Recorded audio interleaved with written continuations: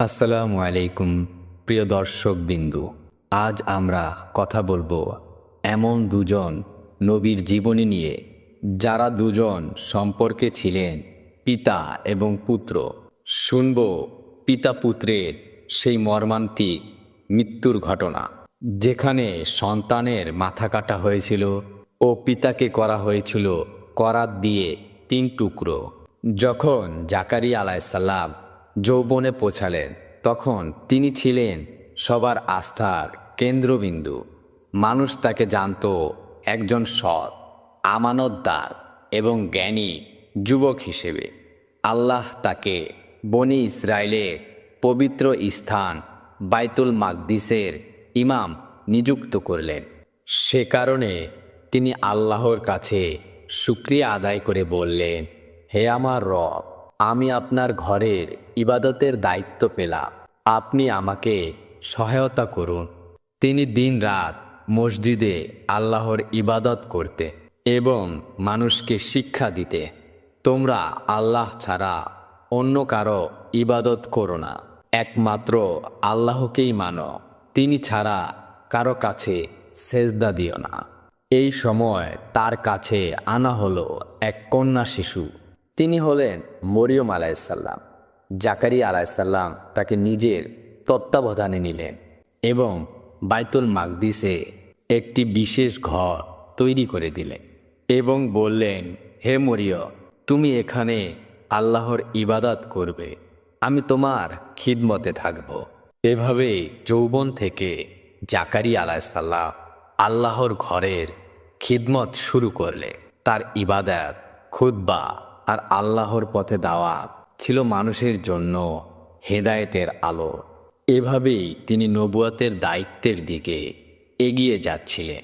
যৌবন থেকে শুরু হয় তার প্রাথমিক দায়িত্ব, আল্লাহর ঘরে খিদমত আর মরিয়ম আলাইসাল্লামের তত্ত্বাবধান।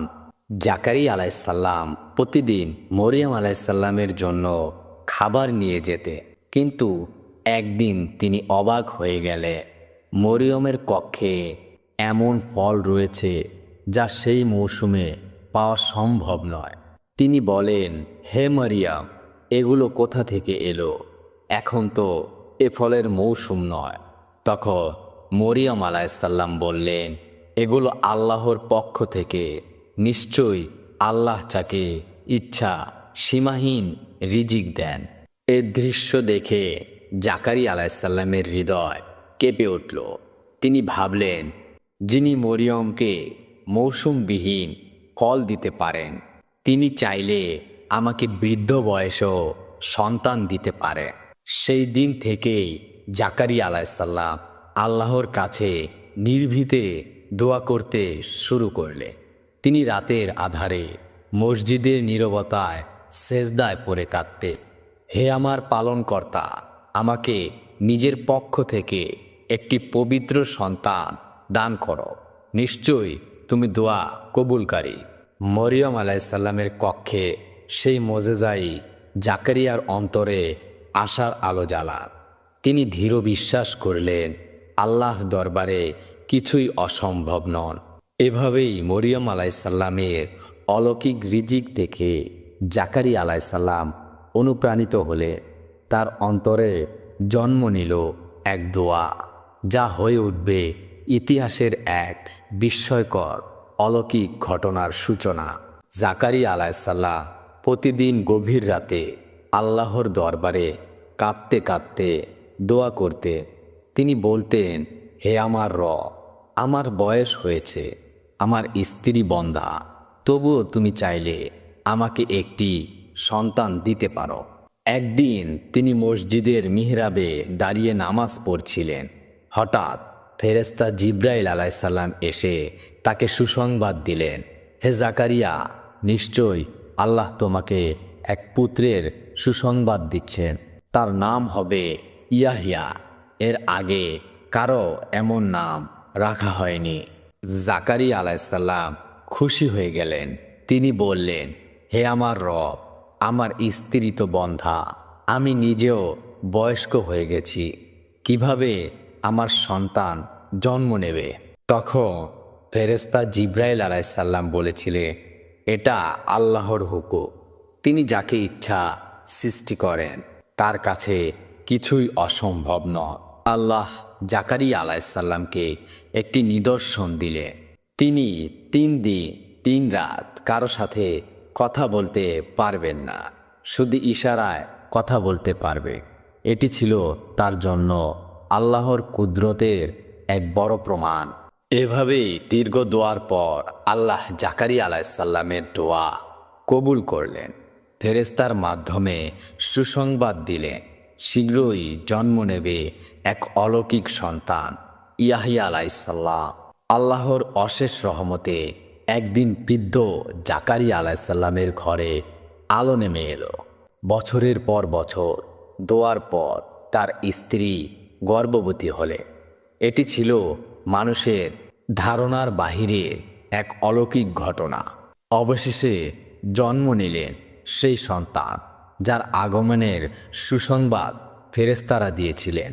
আল্লাহ তার নাম রাখলেন ইয়াহিয়া আলাইসাল্লাম। তিনি জন্ম থেকেই বরকতময় ও নেককার ছিলেন। জাকারিয়া আলাইসাল্লাম শুকরিয়া আদায় করে বললেন, আলহামদুলিল্লাহ, আমার রব প্রতিশ্রুতি পূর্ণ করেছেন। তিনি সত্যি দয়াময়। ইয়াহিয়া আলাইসাল্লাম ছোটবেলা থেকেই অন্যদের থেকে আলাদা ছিলেন। খেলাধুলার সময় তিনি দুনিয়াবি খেলায় অংশ নিতেন না, বরং আল্লাহর জ্ঞান ও কিতাবের দিকে মনোযোগী হতেন এবং ভাবতেন, আমি আল্লাহর কিতাব শিখতে চাই, অন্য খেলা আমার জন্য নয়। সূরা মরিয়মের 12 নম্বর আয়াতে বলা হয়েছে, হে ইয়াহিয়া, কিতাব দৃঢ়ভাবে ধারণ করো। শিশুকালেই আল্লাহ তাকে হিকমাত, দোয়া ও পবিত্রতা দান করেছিলেন। তিনি কারো সাথে অহংকার করতেন না, সবার সাথে কোমলভাবে কথা বলতেন। এভাবেই নবজাত ইয়াহিয়া আলাইসাল্লাম বড় হতে থাকলেন। শৈশবেই তিনি আল্লাহর নির্বাচিত বান্দাদের একজন হয়ে উঠলেন। তার মধ্যে ফুটে উঠতে থাকলো ভবিষ্যতের নবুয়াতের আভা। সময় গড়িয়ে গেল। শিশু ইয়াহিয়া আলাইসাল্লাম ধীরে ধীরে যৌবনে পদার্পণ করলেন। যৌবনের উত্তেজনা ও দুনিয়ার আকর্ষণ তাকে প্রভাবিত করতে পারেননি। তিনি ছিলেন আল্লাহর এক বিশেষ বান্দা। আল্লাহ তাকে শিখিয়েছিলেন দয়া, ন্যায় ও তাকওয়া। তিনি সবসময় সত্য কথা বলতেন এবং অন্যায় থেকে দূরে থাকতেন। মানুষ তাকে আল্লাহর এক মহান ও ধার্মিক আলেম হিসেবে চিনতে শুরু করলো।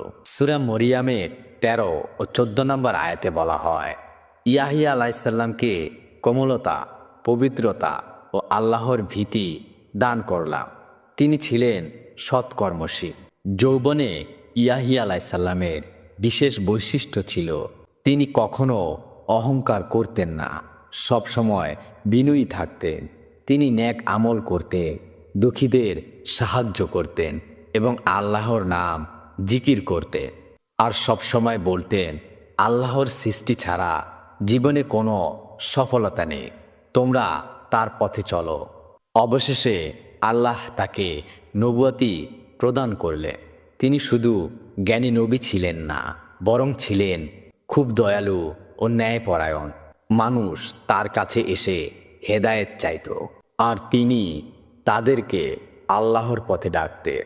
এভাবে আল্লাহ ইয়াহিয়া আলাইসাল্লামকে নবুয়তি দিয়ে সম্মানিত করলেন। তিনি শৈশব থেকেই আল্লাহর নির্বাচিত বান্দা ছিলেন, আর যৌবনে তার দাওয়াত ছড়িয়ে পড়ল মানুষের হৃদয়ে। নবুয়াত পাওয়ার পর ইয়াহিয়া আলাইসাল্লাম বনি ইসরায়েলের মাঝে দাওয়াত শুরু করলেন। তার মূল বার্তা ছিল, আল্লাহকে একমাত্র রব মানো, নাফরমানি থেকে বাঁচো এবং সত্য পথে চলো। তিনি মানুষকে নামাজ, জাকাত, সিয়াম এবং দয়ালু হওয়ার শিক্ষা দিতেন। বিশেষ করে তিনি অন্যায়, জুলুম ও হারাম কাজের বিরুদ্ধে কঠিনভাবে কথা বলতেন। তিনি বলেন, হে আমার কওম, তওবা করো, আল্লাহর পথে ফিরে এসো। অন্যায়কারীদের শাস্তি হবে কঠিন। বনি ইসরায়েলের অনেক লোক তার কথা শুনে পরিবর্তিত হলো, তবে অনেক জেদি ও অহংকারী লোক তার দাওয়াত মানল না। তারা দুনিয়ার লোভ, ক্ষমতা আর গুনাহে ডুবে রইল। ইয়াহিয়া আলাইসাল্লাম ছিলেন দৃঢ়চেতা নবী। মানুষ তাকে ভালোবাসত, কারণ তিনি ছিলেন সৎ, দয়ালু এবং আল্লাহর ভীরু।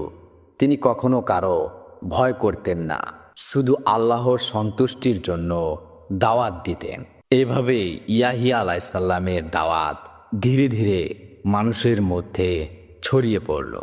কেউ তার কথা শুনে হিদায়েত পেল, আবার কেউ শয়তানের প্রচারণায় মুখ ফিরিয়ে নিল। তবুও তিনি আল্লাহর পথে অবিচল রইলেন। ইয়াহিয়া আলাইসাল্লামের দাওয়াত ছড়িয়ে দিচ্ছিলেন তার জ্ঞান, তাকওয়া আর সত্যবাদিতা মানুষের অন্তর দাগ কাটত। কিন্তু বনি ইসরায়েলের রাজা হিরোদেশ ছিল এক অত্যাচারী শাসক। সে ইয়াহিয়া আলাইসাল্লামের দাওয়াত পছন্দ করত না। হিরোদেশের এক ভাইয়ের স্ত্রী ছিল, নাম ছিল হিরোদিয়াস। রাজা তার প্রতি আকৃষ্ট হলো এবং তাকে বিয়ে করতে চাইল, কিন্তু এই সম্পর্ক ছিল হারাম, নিষিদ্ধ। ইয়াহিয়া আলাইসাল্লাম সরাসরি রাজাকে বাধা দিলেন, হে রাজা, তুমি আল্লাহর সীমা লঙ্ঘন করতে পারো না। তোমার ভাইয়ের স্ত্রীর সাথে বিয়ে করা হারাম। রাজা হিরোদেশ প্রথমে চুপ করে গেলেও মনে মনে ইয়াহিয়ার প্রতি ক্ষুব্ধ হলেন। হিরোদিয়াস ও ইয়াহিয়াকে ঘৃণা করতে লাগলো। তারা চক্রান্ত শুরু করলো, কিভাবে এই আল্লাহর নবীকে সরিয়ে ফেলা যায়। ইয়াহিয়া আলাইসাল্লাম নির্ভীকভাবে মানুষকে দাওয়াত দিতে থাকলে। তিনি জানতেন সত্য কথা বলা কঠিন, কিন্তু আল্লাহর রসুলরা কখনো অন্যায়ের সাথে আপোষ করেন না। ইয়াহিয়া আলাইসাল্লাম আল্লাহর কাছে সবসময়ই দোয়া করতেন, হে আমার রব, আমাকে সত্যের পথে দৃঢ় রাখো। আমি শুধু তোমার সন্তুষ্টির জন্যই দাঁড়িয়েছি। এভাবেই নবী ইয়াহিয়া আলাইসাল্লাম রাজা হিরোদেশের অন্যায়ের বিরুদ্ধে সত্য উচ্চারণ করলেন, কিন্তু এই সত্যই তার জন্য বিপদের কারণ হয়ে গিয়েছিল। রাজা ও তার স্ত্রীর ষড়যন্ত্র ধীরে ধীরে ভয়ঙ্কর আকার নিতে শুরু করল। রাজা হিরোদেশ ও তার স্ত্রী হিরোদিয়াস নবী ইয়াহিয়া আলাইসাল্লামকে ঘৃণা করত, কারণ তিনি নির্ভীকভাবে তাদের হারাম সম্পর্ক ও অন্যায় কাজের প্রতিবাদ করতেন। অবশেষে তারা ভয়ঙ্কর এক ষড়যন্ত্র করল, ইয়াহিয়া আলাইসাল্লামকে হত্যা করতে হবে। একদিন রাজা একটি ভোজের আয়োজন করল। সেখানে নাচ গানের আসর বসানো হলো। হিরোদিয়াস তার কন্যাকে নাচতে বলল। সেই নৃত্যে মুগ্ধ হয়ে রাজা প্রতিশ্রুতি দিল, তুমি যাই চাইবে আমি তাই দেব, বলো তোমার কি লাগবে। তখন হিরোদিয়াস তার মেয়েকে বলল, রাজার কাছ থেকে ইয়াহিয়া আলাইসাল্লামের মাথা চেয়ে নাও। মেয়েটি তাই করল। রাজা প্রথমে ভয় পেলেও পরে নিজের প্রতিশ্রুতির কারণে সম্মতি দিলে। অবশেষে সৈন্য পাঠানো হলো। পবিত্র নবী ইয়াহিয়া আলাইসাল্লামকে মসজিদে নামাজ পড়ার সময় ধরে আনা হলো এবং নিষ্ঠুরভাবে তাকে শাহাদাত দেওয়া হলো। তার মাথা রাজপ্রাসাদে নিয়ে আসা হলো। এভাবেই নির্দোষ পবিত্র নবী ইয়াহিয়া আলাইসাল্লামকে শহীদ করা হলো। তিনি ছিলেন সত্যের পথে অটল, আর তার শাহাদাত বনি ইসরায়েলের ইতিহাসে এক করুণ অধ্যায় হয়ে রইল। ইয়াহিয়া আলাইসাল্লামের শাহাদাতের পর বনি ইসরায়েল আরও সীমা লঙ্ঘন করল। তারা শুধু ইয়াহিয়া আলাইসাল্লাম নয়, তার পিতা জাকারিয়া আলাইসাল্লামকেও শত্রু মনে করল, কারণ তিনিও সত্যের পক্ষে ছিলেন এবং তাদের অন্যায়ের প্রতিবাদ করতেন। অত্যাচারী রাজা ও তার অনুসারীরা জাকারিয়া আলাইসাল্লামকে হত্যা করা ষড়যন্ত্র করল। তাকে ধরতে সৈন্য পাঠানো হলো। তিনি মসজিদ থেকে পালিয়ে একটি গাছের গুঁড়িতে আশ্রয় নিলেন, কিন্তু কাফেররা তাকে সেখানে খুঁজে পেয়ে গেল। অবশেষে তারা নিষ্ঠুরভাবে তাকে হত্যা করল। বলা হয় তাকে করাত দিয়ে কেটে ফেলা হয়েছিল। এভাবে আল্লাহর এক মহান নবী শাহাদাতের মুকুটে ভূষিত হলেন। জাকারিয়া আলাইসাল্লাম ও ইয়াহিয়া আলাইসাল্লাম উভয়ই সত্যের পথে জীবন উৎসর্গ করেছিলেন। তাদের কাহিনী কোরআনে অমর হয়ে আছে। তাদের শিক্ষা হলো সত্যের পথে ধীর থাকো, আল্লাহর পথে কোনো আপোষ করো না। এভাবেই শেষ হলো নবী জাকারিয়া আলাইসাল্লাম ও তার পুত্র নবী ইয়াহিয়া আলাইসাল্লামের জীবনী। তাদের জীবন আমাদের শেখায় আল্লাহর পথে চলতে হলে ধৈর্য, সাহস আর ত্যাগের প্রয়োজন। শাহাদাত তাদের মর্যাদাকে আসমানের ফেরেশতাদের কাছেও উঁচু করে দিল। হজরত জাকারিয়া আলাইসাল্লাম ও তার পুত্র ইয়াহিয়া আলাইসাল্লামের সম্পূর্ণ জীবনী থেকে আমরা কিছু গভীর শিক্ষা পাই। যেমন, আল্লাহর কাছে দোয়া করলে কখনোই সেটা বিফলে যায় না। জাকারিয়া আলাইসাল্লাম বৃদ্ধ বয়সেও সন্তান চাইলেন। মানুষ যা ভাবলেন অসম্ভব, কিন্তু আল্লাহর কাছে কিছুই কঠিন নয়। জাকারিয়া আলাইসাল্লাম মরিয়ম আলাইসাল্লামের যত্ন নিয়েছিলেন, আর ইয়াহিয়া আলাইসাল্লাম ছোটবেলা থেকেই কিতাব শিখেছিলেন। এখানে আমাদের শিক্ষা হলো সন্তানকে ছোট থেকেই আল্লাহর পথে গড়ে তুলতে হবে। ইয়াহিয়া আলাইসাল্লাম অন্যায়ের প্রতিবাদ করেছিলেন, যদিও তা তার জীবনের বিনিময়ে শেষ হয়েছিল। ধৈর্য ও ত্যাগ ছাড়া আল্লাহর সন্তুষ্টি পাওয়া যায় না। জাকারিয়া আলাইসাল্লাম ও ইয়াহিয়া আলাইসাল্লাম উভয়ে শাহাদাত পান, কিন্তু তারা কখনোই আপোষ করেননি। নবীদের জীবন আমাদের জন্য আদর্শ। তাদের জীবন কোরআনে উল্লেখ আছে, যেন আমরা শিক্ষা নেই। দুনিয়ার মোহ ছেড়ে আল্লাহর ইবাদত ও সত্যের পথে চলতে হবে। আল্লাহর কাছে দোয়া, সন্তানকে ন্যাক পথে গড়া, সত্য অটল থাকা, ধৈর্য ত্যাগের মাধ্যমে আল্লাহর সন্তুষ্টি অর্জন, এই ছিল জাকারিয়া আলাইসাল্লাম ও ইয়াহিয়া আলাইসাল্লামের জীবনের মূল শিক্ষা।